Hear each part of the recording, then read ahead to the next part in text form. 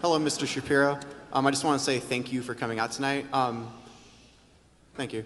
When I break down my beliefs, I don't consider myself conservative, but on the flip side, I don't consider myself a leftist. I consider myself more like an old school classic liberal, and seeing what's kind of going on the left recently, it's really insulting that leftists have kind of appropriated the term liberal, because a lot of what they were spouting goes against traditional liberal ideas like freedom of speech and the defending of individual liberty. So my question is, as an old school classic liberal, what is your advice to traditional liberals who have been alienated by leftist and progressive ideas? I mean, I'd say look for people look for new people to associate with, frankly. I mean, this is why you'll notice in my speeches and in all of my talks, I make this exact distinction, right? I always talk about what the left is doing.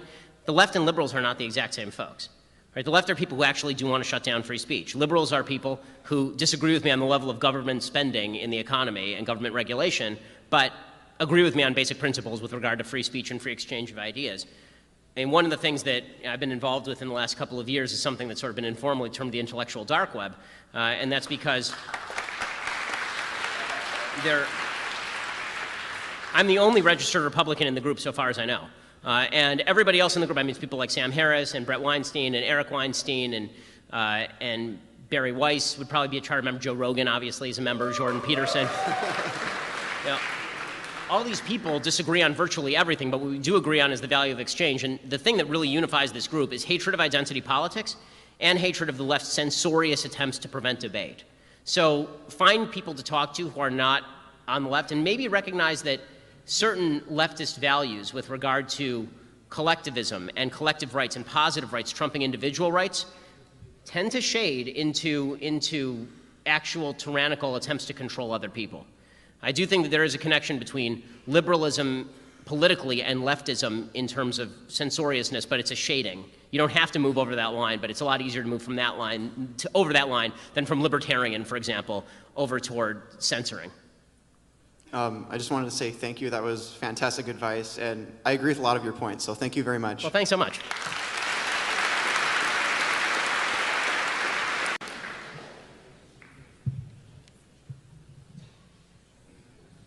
Hey, how's it going? Hi. So you have given a number of speeches about the difference between opportunity and outcome, and you say that our country has no lack of opportunity, correct? Equal access to rights, I think, would be the better way to state it, yeah. Oh, okay. So equal, I'm saying, okay. Equal access to the exercise of rights. So you're correct that I've said opportunity before, and it's not exact enough, so I'm modifying it now. Okay. Because when I say, because obviously, not to forecast where this conversation is going to go, but I have a feeling where you're going to go, and you can correct me if I'm wrong. I'll give you plenty of time. Is that what you're going to say is that not everybody has equal opportunity, which of course is true. Not everybody, some people are rich, some people are poor, some people are smart, some people are stupid, but everyone does have equal access to rights. No,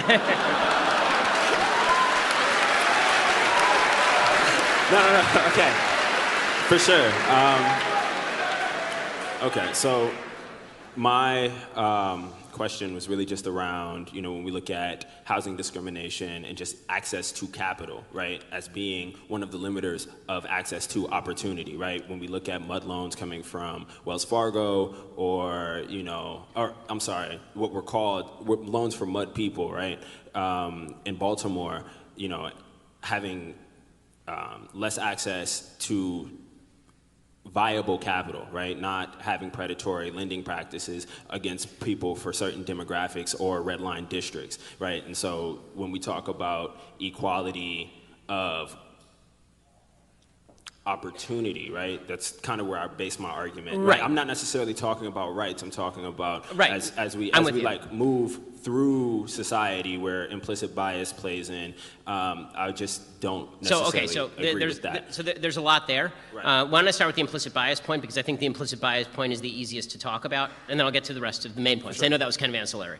The implicit bias point, it's something I don't buy just because implicit bias assessments are scientifically unstable. There's been a lot of writing about this. When people take IAT tests, the implicit assessment tests, these things are not scientifically good measurements by any stretch of the imagination, and there's no actual data showing linkage between how you do on those stupid computer clicking tests and you being a racist in real life. Well, wait, doesn't Harvard have that study, though, that actually linked the diagnosis of like blood clots in the brain, and how people that had a higher implicit bias, I agree with you, at some points it's not necessarily the most scientific thing, it's a burgeoning science. Well, it's, but wait, I'm not quite done yet.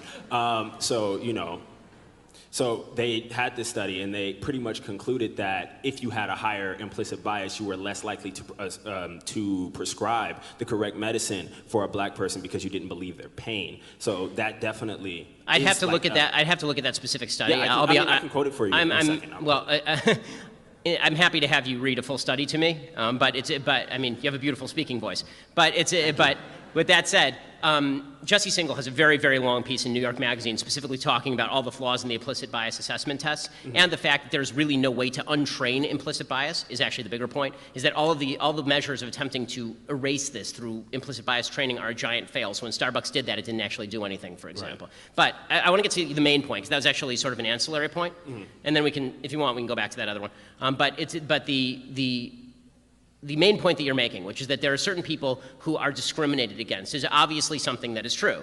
It is also true that we have to, as a society, look at what is the best and least restrictive way of ensuring that people are able to exercise opportunity. So what I would say is that in cases, first of all, I would say that a lot of the redlining scandals were actually miscovered by the media. There were some cases, as you mentioned, you know, the email exchanges with regard to quote-unquote mud people that demonstrate actual racial animus, and these companies paid enormous settlements on the basis of all of that. Right. With that said, it is my view that if somebody is a good loan risk, there are plenty of companies that are willing to give them loans. It turns out that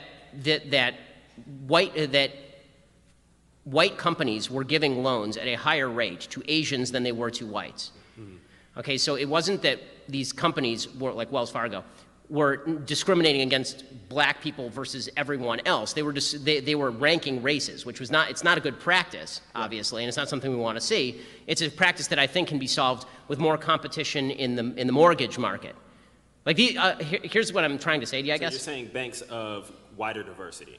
Well, what I'm saying is banks that have more access to data based on loan giving.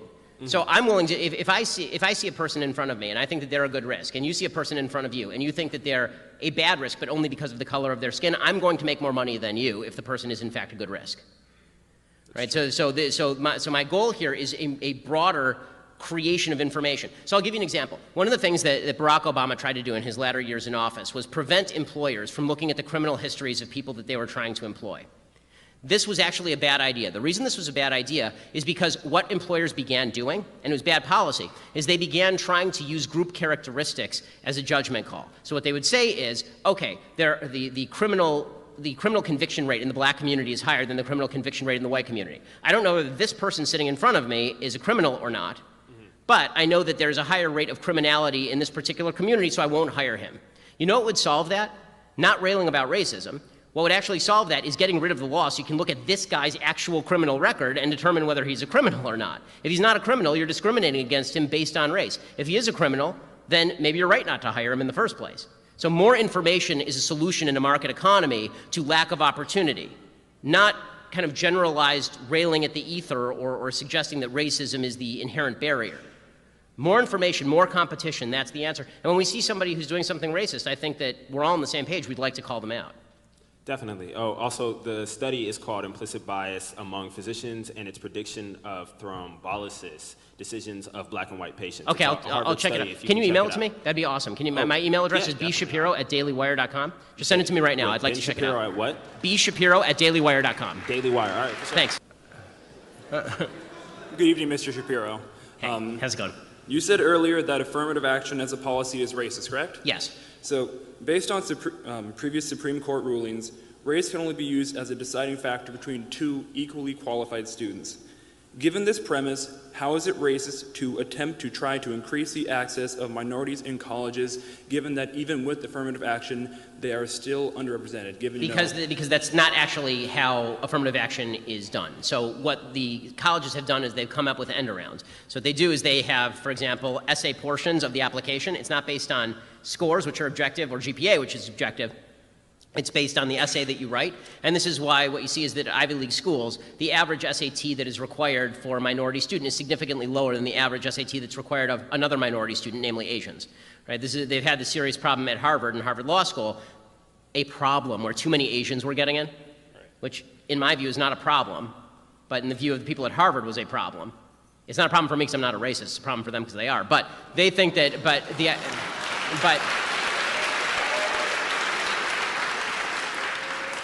two things. One, I think that if you have two people who are equally qualified, but one had to overcome more barriers, more life barriers, then sure, let the person who had to overcome more life barriers in. But I don't think that race is necessarily a stand-in for life barriers. This is the other part of the story.